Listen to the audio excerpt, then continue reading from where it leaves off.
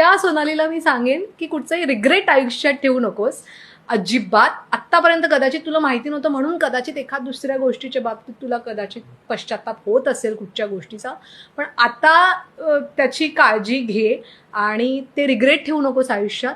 आणि जे काही करायचं ते अचीव कर आणि भरपूर कर.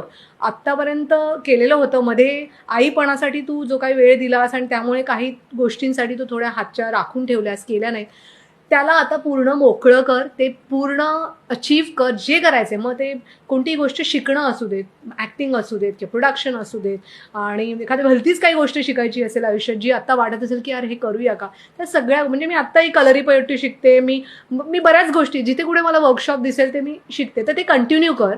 असं नको म्हणूस की कुठे एज झालंय त्यामुळे आता मी हे करू शकत नाही. अशा स्वतःला बाउंड्रीज देऊ नकोस आणि just go with the flow आणि live your life to the fullest without any regret.